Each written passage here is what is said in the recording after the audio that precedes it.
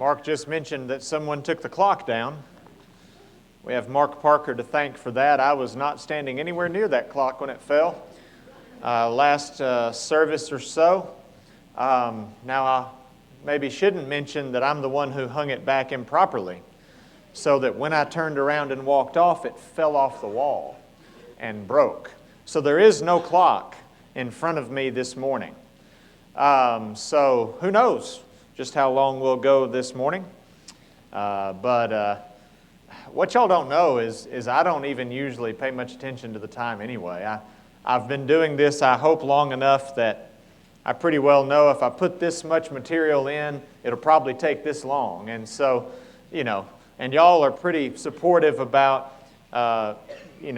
moderate time differences of leaving. In fact, Paula made the mistake one time of saying, I've grown up with this congregation and we never get out at actually 11, When I remember as a little girl, we'd get out 15 after, And so, and she talked just like that. It was weird. I don't know why she spoke in that tone of voice, but so we try to get out at a reasonable hour if we can. So whether there's a clock or not, hopefully we will. I am slated to speak at the Memphis School of Preaching on Wednesday. It'll be that morning. I'll be back here for services Wednesday evening. And I was assigned a topic, and you may or may not be familiar with lectureships and the topics that they give. But there's a theme generally, and the theme for this one is, I believe, Teach All Nations at the Memphis School of Preaching lectures this year. And my topic was from Acts 10, 34 and 35. And the topic was written as, God is no respecter of nations. Now, if you turn to Acts chapter 10, verses 34 and 35, here's what you will read. While Peter yet spake these words, the Holy Ghost fell on all them which heard the word. 34, and 35. I was reading 44 there. Then Peter opened his mouth and said, Of a truth, I perceive that God is no respecter of persons, but in every nation, verse 35, he that feareth him and worketh righteousness is accepted of him. So the text says, God is no respecter of persons. The rationale for this was, if you have one opportunity to preach on this topic, what would you say? That was the rationale given to me. And so I thought, well, first of all, I would say that it doesn't say nations, it says persons. God is no respecter of persons, right? And so my manuscript was, God is no respecter of persons. This sermon this morning, God is no respecter of persons. Now it's got to fit into this general theme, Teach All Nations. And that's why they said it the way that they said it. So I may never be invited back because I changed the topic before I ever began to talk about it. That's okay. But they said if you have one opportunity. Well, my one opportunity is going to be a textual study of this phrase, respecter of persons. Now, before I do that, I'm going to do something that will seem familiar to the students who have had me in class, especially if you've had one of my 11th or 12th grade English classes. I give a lecture on blue jeans, and I've mentioned it in the class over there, I think, at some point as well. You see, because to me, changes in culture are best illustrated by changes in blue jean style. Because generally what happens is there is a movement and then there is a reaction, right? So some of you can think back to the 50s when you were 30 or 40 years old. I'm just kidding. Some of you maybe you've seen Grease, the movie, or you're familiar with the 50s and you realize that the style of jeans was relatively close-cut jeans and they were cuffed at the bottom. It looks something like that, right? Well, if you're going to react against that, if your parents wore those style jeans, what would you do? Well, in the 60s and 70s, what was it? It was bell bottoms, right? Let's react against the tapered leg with the cuffs at the bottom, and let's get those broad-legged bell bottoms, okay? Well, that was the 60s and 70s. If you want to rebel against that, what do? When I was in the 80s, I tight rolled my jeans. Any of you do that? Or you had the tapered leg jeans, but notice, you've got the reaction against what your parents did, and now we're doing something different, right? Well then, what happened in the 90s? Well, in the 90s, you started the flare or the boot cut thing. And I remember one day I was walking around and I realized my tight-rolled jeans, they just weren't in style anymore, and I had to do something different. And you realize that at some point, right? Well then, you wanted to react against that, so I had begun teaching at Boyd Christian School, and I began to notice a trend: skinny jeans. It started with, and I'm not joking here, with young men actually going to the ladies' department so that they could buy jeans that were skinny enough for them. And I thought, what in the world is going on here? Well, what's interesting is, and I asked the kids this, okay, so we're talking about cultural responses to things that came before. And if we wanted to put this in literary terms, you could start with the Age of Reason, and then you could say that Romanticism came onto the scene as a reaction against the Age of Reason. And then the reaction against that was the opposite in this, and so on and so forth. And this is true with religious movements. This is true with cultural things. It's true of music. And all sorts of things that you could think of. But here's what's really interesting, and here's where all of this applies to what we're talking about today. If you walked into your average clothing store today that sold blue jeans, you would find something very interesting. You could get bell-bottoms. You could get cuffed bottom jeans. You could get high-waisted mom jeans. You could get flare leg. And you could get skinny. It's everything now. Well, why is that? Why are we in this world where for so long it's been a reaction against this and a reaction against that, and these reactions were clear-cut and you knew exactly what you were supposed to do in order to fit in with the culture of the times, and everything was just so? Well, now we've reached a place, the only word for it, cultural pluralism. And in the same way that now there's all these different types of jeans and it doesn't really matter anymore, it just depends on what your taste is and what your style is and this and that and the other, so it is in many aspects of our lives and in culture at large. People say it doesn't matter what you believe, what I believe, everybody has their own truth, right? And my background and my preferences and what I want is important, even if it doesn't conform to anything else. And in fact, everybody can believe something completely different, and the claim is they can all be right. Cultural pluralism. I don't know what's beeping. Do I? Okay, all right. So, don't worry about it. I just wanted to draw attention to it because as a teacher I've learned if there's a distraction, the best thing to do is just to acknowledge it and move on. If you've ever taken a group of young students outside and an airplane flies over and you're still trying to teach, what you need to do is say, hey everybody, look, an airplane, and then you move on. So what we have then is cultural pluralism, and everybody believes that they have the right to believe and to feel and to behave and to do literally whatever they want.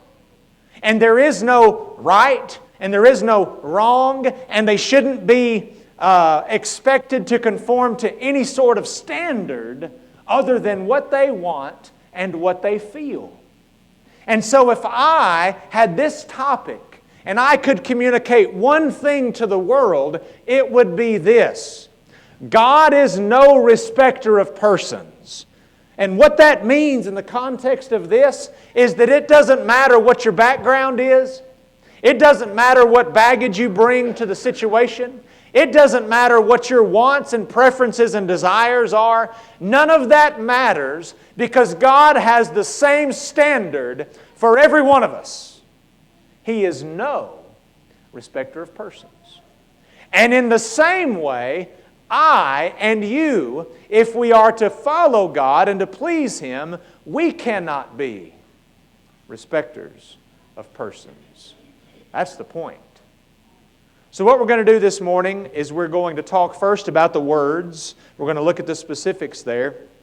And then we're going to talk about the width, that is how this shows up in the Bible, the various contexts. And then we'll look at the wisdom. So what about the words that we see here?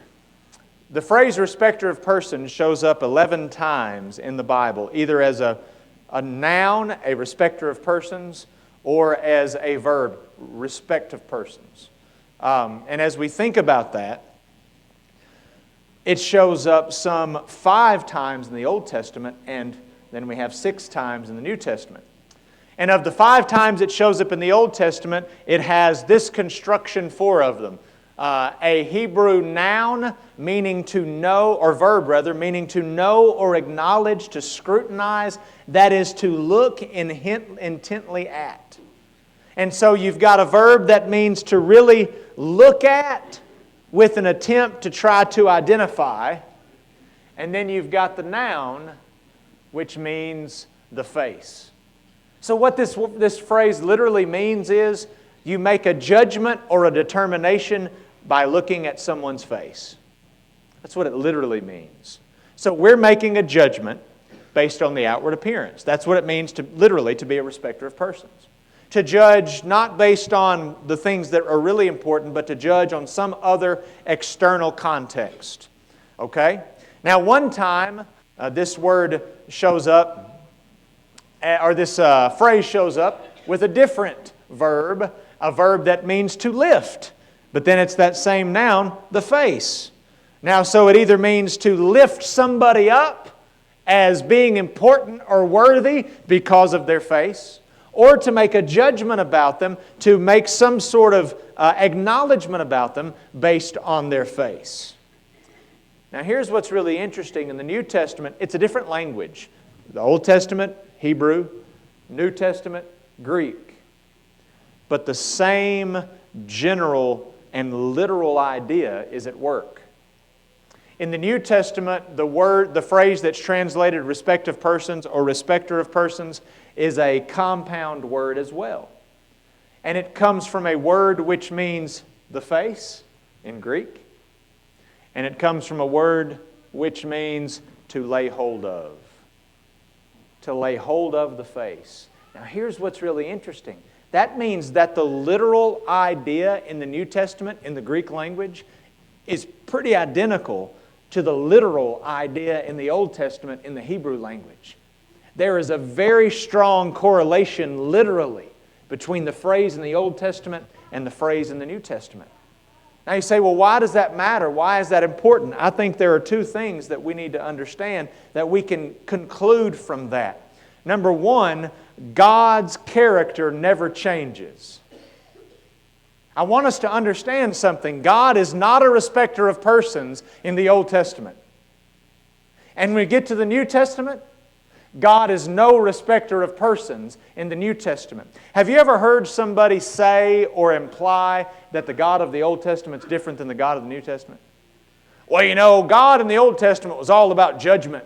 He was all about, wrath. But the God of the New Testament is all about love and mercy. Well, that's not true. The God of the Old Testament was a God who was not a respecter of persons. The God of the New Testament is a God who's not a respecter of persons. In fact, God Himself indicates that He is the same yesterday, today, and forever. The second person of the Godhead is. When Moses said, "Whom shall I say sent me?" what did God say? He said, "Say thee, I am sent you." The one who is always in the present tense, never the past, never the future. I am. I never change. God's character and His nature is unchanging. And the characteristics of God in the Old Testament are the same as the characteristics of God in the New. In Romans 11 and verse 22, Paul says, "Behold the goodness and the severity of God." And then he references the scheme of redemption by which the Gentiles would be grafted in. He says, if you look at the whole way that things have unfolded, you know what you learn? God is a God of goodness and a God of severity. And His character never changes. And such it is the case with His not being a respecter of persons. That never changes. But number 2, God's character demands that we mold ours after His. Here's what we're going to find as we study these contexts. We're going to find that it says God is no respecter of persons. And then it demands what out of us? That we not be respecters of persons. God's character demands that we model our character after Him. In 1 Peter chapter 1 and verse 15, Peter says, "Be you holy, for God is holy." In 1 John chapter 4, we're told to love. Why? Because God is love. And we love because He first loved us. God's love demands that we love. God's holiness demands that we are holy. God's not being a respecter of persons demands that we not be a respecter of persons. We have an obligation to mold and model our character after His. Number one, the words. Number two, the width. As we look at these specific contexts, these specific places where God not being a respecter of persons shows up, we find that it's in very specific contexts. We look first at Deuteronomy chapter 1. In verse 17, God tells Moses and the nation of Israel through Moses, "You shall not respect persons in judgment, but you shall hear the small as well as the great. You shall not be afraid of the face of man." Now what's interesting is that phrase, "you shall not be afraid of the face of man," literally means you shall not be intimidated by anyone. That's how the ESV translates it. You shall not be intimidated by anyone. I think that's interesting, because what we have here is respect of persons in regard to power. You see, people who are in positions of power often try to demand that we make exceptions for them. Now, we don't have any political rulers in this country who would believe that they are held to a different standard than the rest of the world. Like, that doesn't happen in politics in this country, but in other places, maybe it does. No, we understand that it does happen everywhere. Everywhere there are human beings, there are people who believe that their position means that they should be judged by a different standard than everybody else. But God says power and influence should not determine the standard by which we all are judged.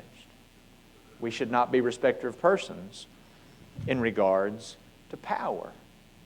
But that's also true in regards to wealth. In Deuteronomy 16 and verse 19, He says, "Thou shalt not wrest judgment, thou shalt not respect persons." And then notice the context, "neither take a gift. For a gift doth blind the eyes of the wise and pervert the words of the righteous." Here's what happens. A rich man comes and says, "I know you want to make a judgment about me in a certain way, but what if I gave you some money? What if I gave you this? What if I donated this to you? What if I did this? Well, wouldn't you think differently of me because of my wealth, because of my ability to give?" Well, God says you should not allow somebody's wealth to dictate how you view them. But so often, that's exactly what happens, right? It happens in the world. It happens in business. It can even happen in the church.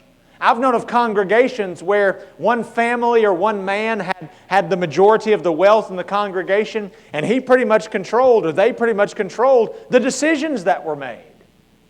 Because the congregation felt beholden to him, because he had the money. And so now we've got to judge him by a different standard than we do everybody else because he has more money. And maybe we find ourselves guilty of that in life in general. It's interesting, in James chapter 2, James brings this up in that same context, having respect of persons in regards to money. In James chapter 2, this is the context of that faith and works discussion that begins in verse 14. In James 2 and verse 1, James writes, "My brethren, have not the faith of our Lord Jesus Christ, the Lord of glory, with respect of persons. For if there come unto your assembly a man with a gold ring," that idea of a gold ring doesn't just mean he's got one gold ring on. What it means is he comes in with this massive signet ring that is a representation of his wealth and of his position. And he comes in and he flaunts that gold ring and he says, "Hey, everybody, look at me." And he says, here's the danger of human nature. If we're not careful, we're going to roll out the red carpet for that fella. But what if another man comes in, verse 2, in vile raiment?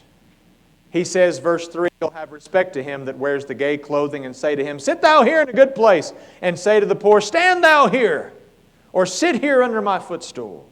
Are you not then partial in yourselves, and are become judges of evil thoughts?"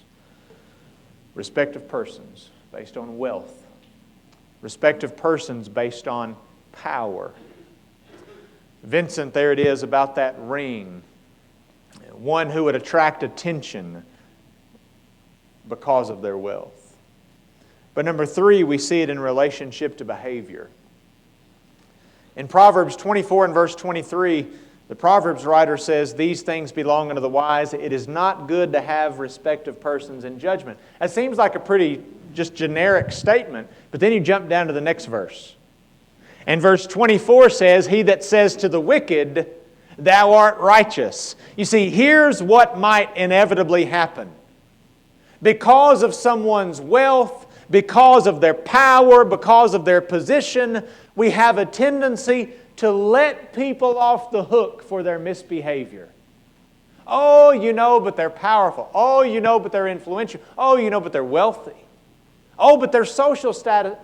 And so we tend to make judgments differently and to excuse behavior that we otherwise would not excuse if they were different people. If we look at our own lives, do we not see that to be the case? Do we not sometimes judge our family members differently than strangers?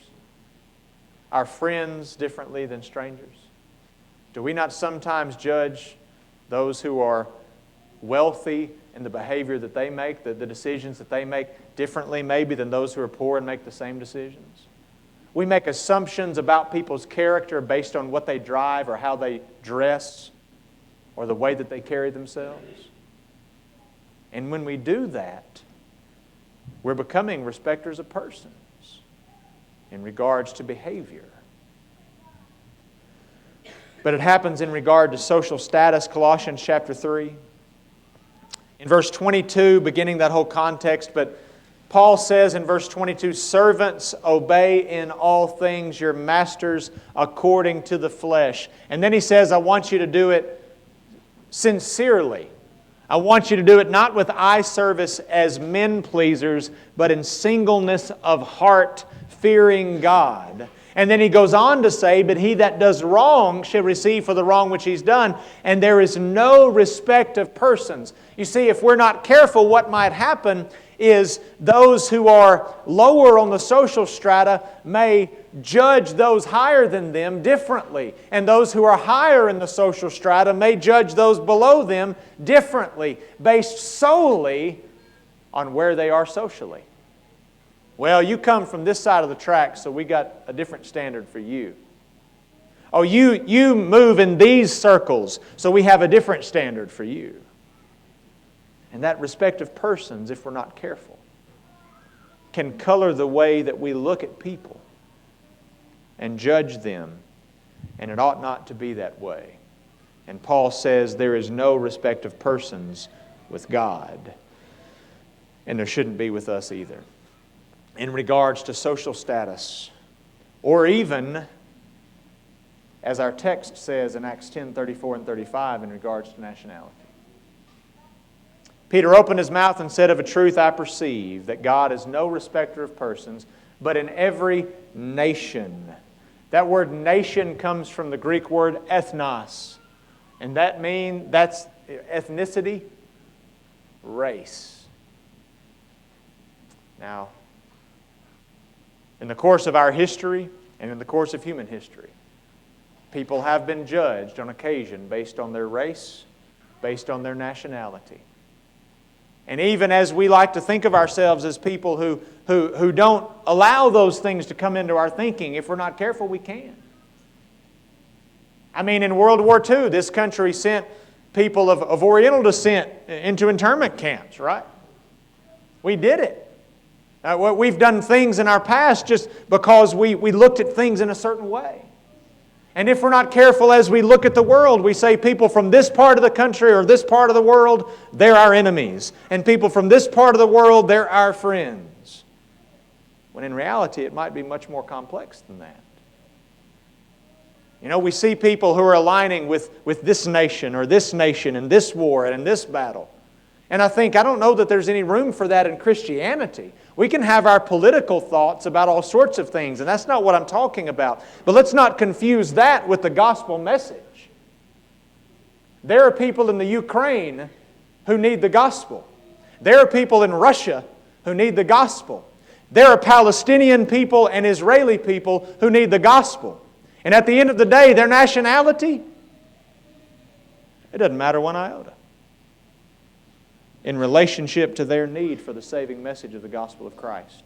And if we allow our view of someone's nation to affect how we view their worthiness of the gospel, then we have become respecters of persons. And that's condemned in the Bible, all throughout the pages of the New Testament and the Old. Respecters of persons. There's the width. That's a pretty broad idea then, isn't it? As it relates to power, wealth, social status, nationality, behavior, we have the responsibility not to be respecters of persons, but instead to judge in the same way that God judges. It doesn't matter where you're from. It doesn't matter how much money you have. It doesn't matter what your social status is. It doesn't matter your nationality or your citizenship. We all stand in need of the saving message of the gospel. When we sin, we are all just as lost. And when we're washed in the blood of the Lamb, we're all just as saved. And those are things that you and I need to understand. That's the width of this statement. But what about the wisdom? Let's go back to Acts 10, 34 and 35. And there Peter says, "Of a truth I perceive that God is no respecter of persons, but in every nation he that feareth Him and worketh righteousness is accepted of Him."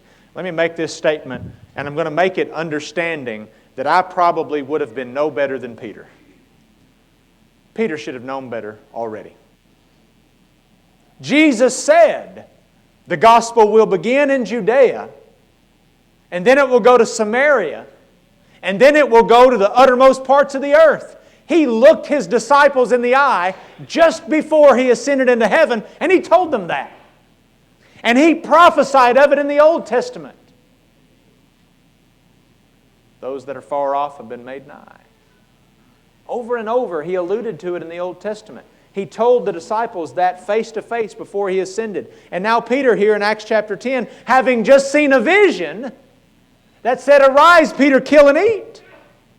He still had to see this directly for himself to say, "Oh yeah, the Gentiles deserve the gospel. Now I perceive." It's interesting that word perceive means to lay hold of, to apprehend, or to comprehend. Now I see. It reminds me of that statement that Job made at the end, and I alluded to this last Sunday. "I've heard of Thee by the hearing of the ear, but now my eye sees You." God, I knew all these things already, but now I know them. I knew them, but now I know them. And here's my question for you this morning. We know that God is no respecter of persons. We know that wealth and power and social status and nationality and behavior shouldn't color the way that we judge people. And yet, we do. And what will it take for us to learn? Think about these examples. You remember Naaman the leper? Who came to him and told him that there was a prophet in Israel who could cure him of his leprosy? A little servant girl. I think there's irony in that. I think intentional irony. I think God was telling Naaman, you need to listen to those who are below you. But then He tells him to go dip in the river Jordan 7 times, and he sticks his nose up in the air and says, I've got rivers in my nation that are cleaner. And here's what should have happened. Well, what is that but partiality and prejudice? It's Naaman being a respecter of persons. And this is about his own health. And another servant had to come and say, if he'd have told you to do some easy thing, you'd have done it. Or some difficult thing or some big thing, you'd have done it. And now it's something this simple, this easy, this straightforward, and you're complaining. What about Nebuchadnezzar, who was made to eat grass as an ox? Why? Because he said, look at me. I'm great, I'm wonderful, I'm powerful. And the lesson to Nebuchadnezzar is, God is in charge. And your power, your position doesn't matter in the face of Almighty God. What about Jonah, who was sent to Nineveh, that wicked city, and he knew the mercy of God. He knew exactly what would happen. And he resisted, and he refused, and then he ended up going there anyway, and then he stomped around and he pouted because he knew that God was no respecter of persons. And he didn't want to fall in line with God's view of people. And if we're not careful, we can find ourselves in these same circumstances. As we look around us, we see people who in the first century would be described as publicans and sinners. I hope we understand the depth of that word sinner in the New Testament when it's used in the context publicans and sinners. It's not talking about people who commit isolated acts of sin. Sinner as a social class in the first century was reserved for people who lived lives of sin. Prostitutes, thieves, criminals of the worst order were your sinners.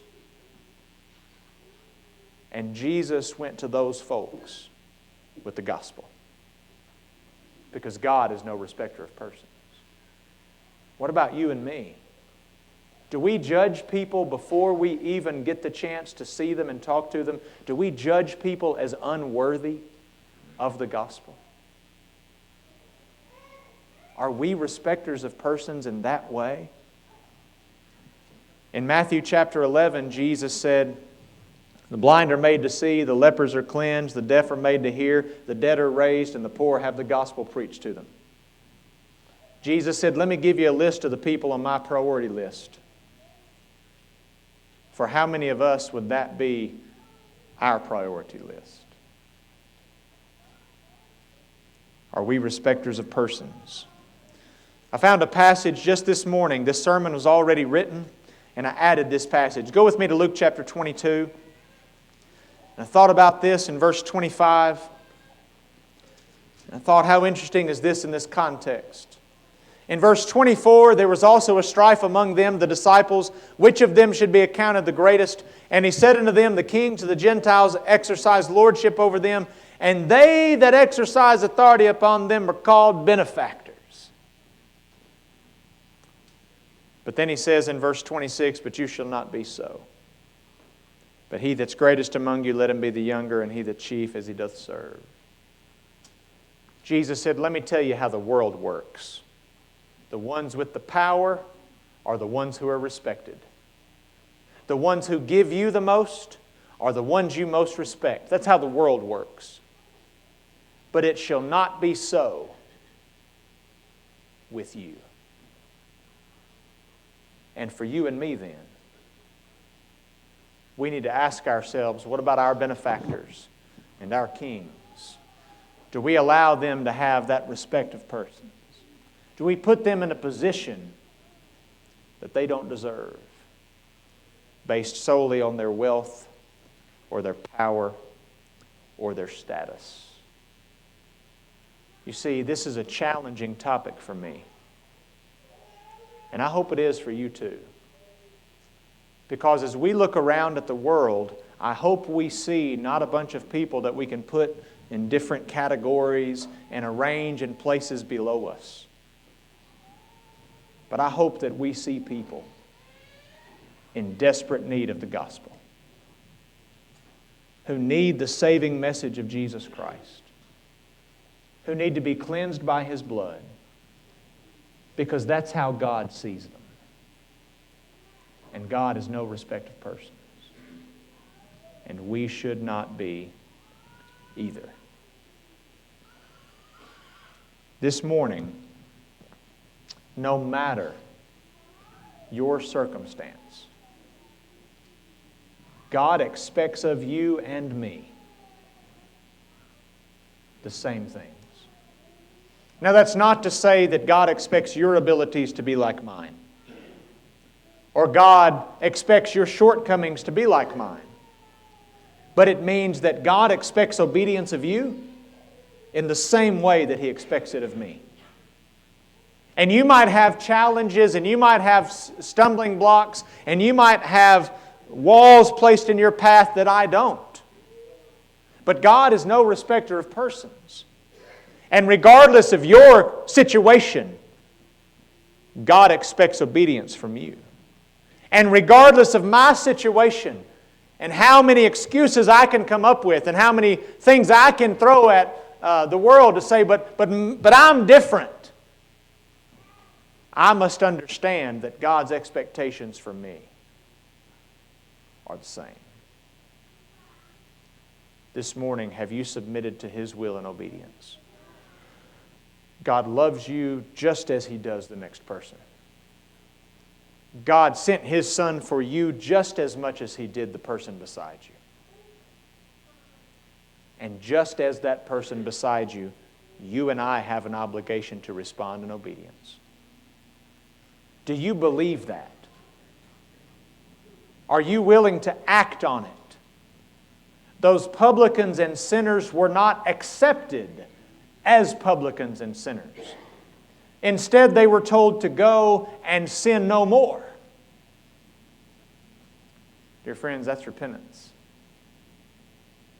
Are you willing this morning to confess that Jesus is the Christ? Are you willing this very morning to submit to baptism because it is for the remission of sins, Acts 2:38? Because there you contact the blood, and in the church you will be added. And there's no respect of persons with God. But dear Christian, you and I need to understand there's no respect of persons with God. Oh, but I've been a Christian for 40 years. Surely There's no respect of persons with God. But I'm an upstanding person in this community. There's no respect of persons with God. Whatever excuse you and I can level to say, but God, my sin is different. God sees us all the same. In the sense that we all must confess our sin, and we must ask forgiveness for that sin from God. And if we do that, that same God is faithful and just to forgive us our sins and to cleanse us from all unrighteousness. God is no respecter of persons, and neither should we be. Do you need to respond today? Do it now as we sing the song of encouragement.